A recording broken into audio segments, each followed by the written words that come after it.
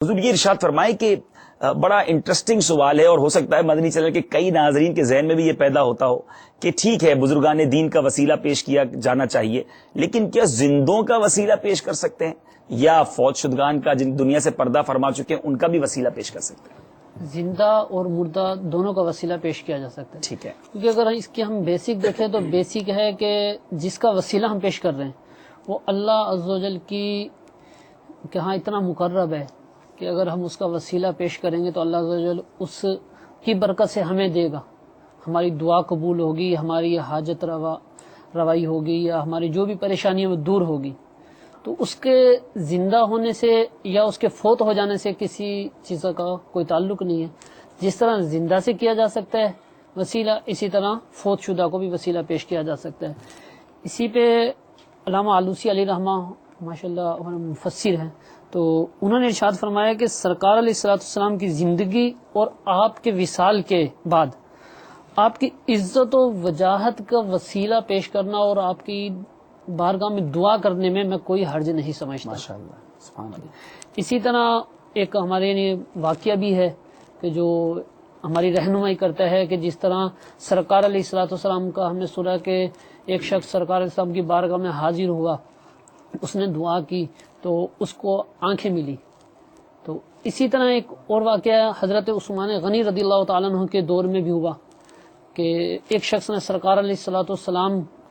کی بارگاہ میں جو دعا اس وقت انہوں نے پڑھی تھی تو وہی دعا کسی صحابی نے انہیں سکھائی، انہوں نے وہی دعا پڑھی اور ان کی حاجت روائی ہوگی. اسی کا تفصیل ہے کچھ اس طرح کہ حضرت عثمان غنی رضی اللہ تعالیٰ کے دور حکومت میں ایک شخص کو حضرت عثمان غنی رضی اللہ تعالیٰ سے کوئی کام تھا،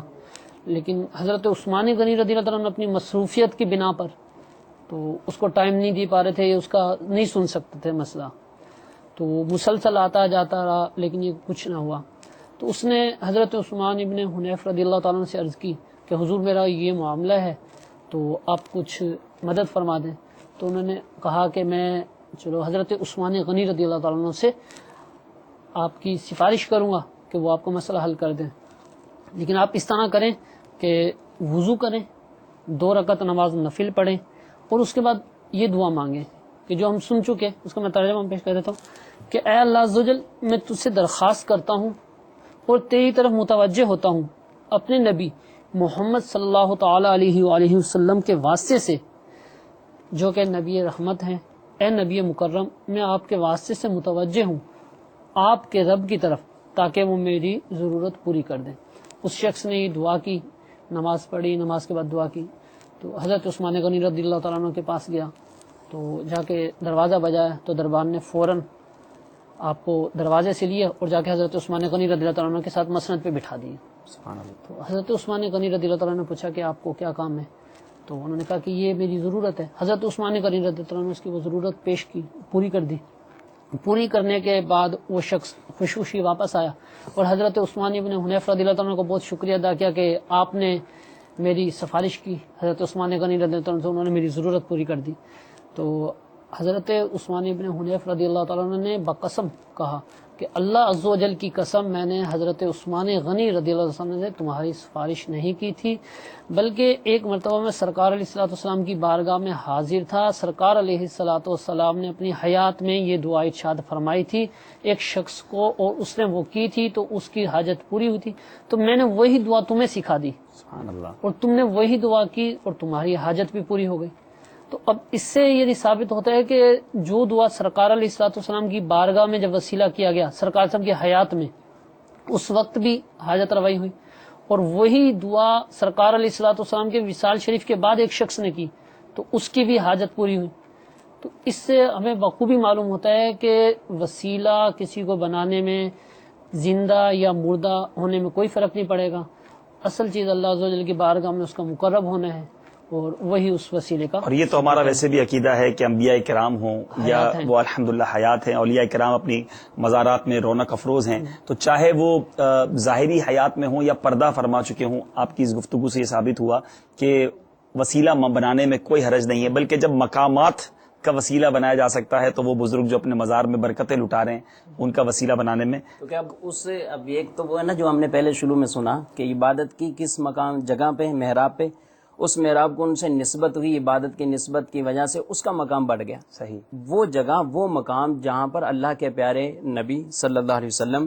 یا اللہ کے پیارے کوئی بندے، برگزیدہ بندے، نیک بندے جہاں تشریف فرما ہیں، جہاں ان کا جسم مبارک رکھا گیا ہے، جس حصے کے ساتھ ان کے جسم کو نسبت ہو چکی ہے، وہ عبادت گزار بندہ جہاں پہ ہو تو وہ تو ایک مقام اور بڑھ جاتا ہے اس کا. تو یہ ایک بہت عجیب سی بات ہے، اور عموماً ذہنوں میں یہ آتی رہتی ہے کہ زندگی میں وسیلہ کر لیا تھا وصال کے بعد. ایسا قرآن پاک میں جو ارشاد فرمایا گیا ہے، وَلَوْ أَنَّهُمْ إِذْ ظَلَمُوا أَنفُسَهُمْ جَاءُوكَ فَاسْتَغْفَرُوا اللَّهَ وَاسْتَغْفَرَ لَهُمُ الرَّسُولُ لَوَجَدُوا اللَّهَ تَوَّابًا رَحِيمًا،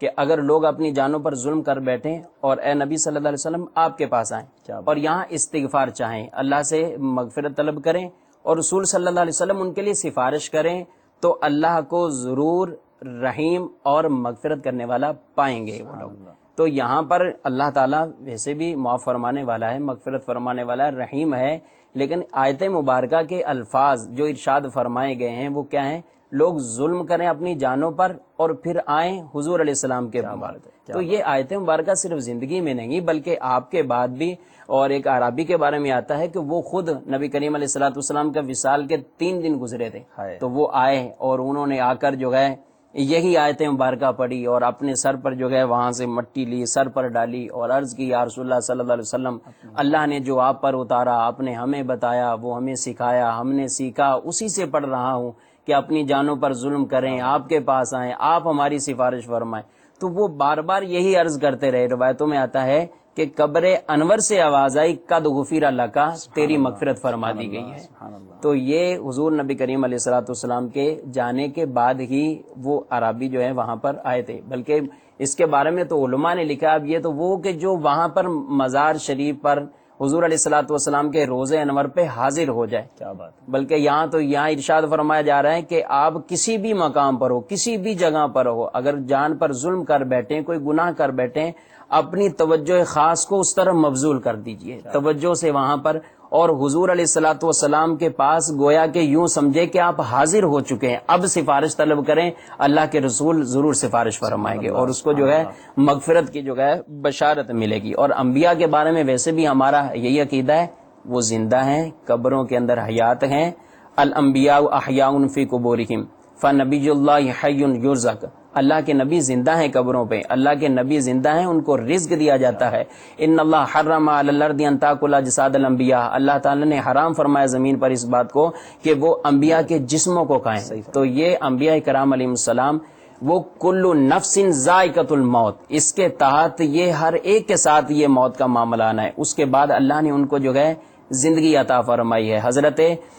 بلال رضی اللہ تعالیٰ عنہ، حضرت عمر فاروق رضی اللہ تعالیٰ عنہ کے دور مبارک میں بارش کا مسئلہ ہوا تھا، تو انہوں نے جا کر حضور علیہ الصلوۃ والسلام کی قبر انور پر کہ یا رسول اللہ صلی اللہ علیہ وسلم امتی بارش چاہ رکھے ہیں، لوگ پریشان ہو رہے ہیں، بارش کا معاملہ ہے. تو حضرت بلال کے خواب میں حضور صلی اللہ علیہ وسلم تشریف لائے، تو آپ نے ارشاد فرمایا عمر سے ہمارا سلام بھی کہیں اور ان سے کہیں نرمی اختیار کریں اور بارش بھی تمہیں ملے گی. اور روایت میں آتا ہے کہ ان کو جب زیارت ہوئی انہوں نے پھر سلام جو ہے وہ جا کر کہا کہ حضور علیہ السلام نے سلام دیا ہے. حضرت عمر فاروق رضی اللہ تعالیٰ عنہ زارو قطار رونے لگ جاتے ہیں اور بارش بھی ان کو جو ہے نصیب ہوئی ہے. تو اس طرح کے صحابی کا عقیدہ بھی کلیئر ہوا جی کہ ایک صحابی جا کے سرکار کے روزے حضرت بلال کا جس طرح آپ نے واقعہ بتایا سرکار سے مانگ رہے ہیں، فریاد کر رہے ہیں. الحمدللہ یہ تو قرآن و حدیث سے ثابت ہے. اور بہت آپ نے پیاری وہ آیت، بڑی مشہور آیت آپ نے تلاوت کی کہ خود قرآن کا حکم ہے کہ سرکار علیہ الصلوۃ والسلام کے دربار میں حاضر ہو جائیں. وہی اعلیٰ حضرت کا شعر مجھے پھر یاد آ رہا ہے، وہی رب ہے جس نے تجھ کو ہمتن کرم بنایا، ہمیں بھیک مانگنے کو تیرا آستہ بتایا، تجھے حمد ہے خدایا. سرکار علیہ الصلوۃ والسلام کا وسیلہ پیش کرنا اور ان کی بارگاہ میں جانا تو خود قرآنی حکم ہے. اور ہمارے بڑے بڑے بزرگان دین، امام بصیری کو کون نہیں جانتا، قصیدہ بردہ شریف کون نہیں پڑھتا، دنیا بھر میں اس کی دھوم ہے. اور قصیدہ بردہ شریف کا اگر میں یہ کہوں کہ سب سے زیادہ اگر کوئی مشہور شعر ہے تو وہ شعر یہی ہے، یا رب بالمصطفیٰ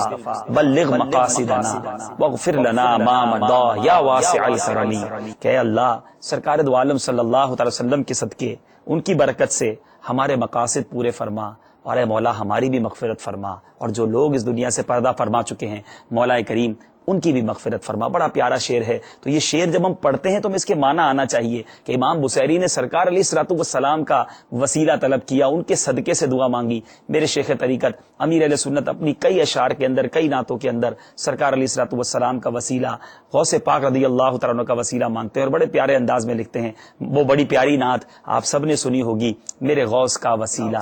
رہے شاد سب قبیلہ, انہیں خلد میں بسانا مدنی مدینے والے. بزرگان دین کا وسیلہ مانگتے جائیے, سرکار علیہ الصلوۃ والسلام کا وسیلہ مانگتے جائیے, نیک جگہوں, پاک جگہوں, برکت والی جگہوں کا وسیلہ مانگتے جائیے. انشاءاللہ برکتیں ملتی چلی جائیں گی. آج ہم 5 نمازیں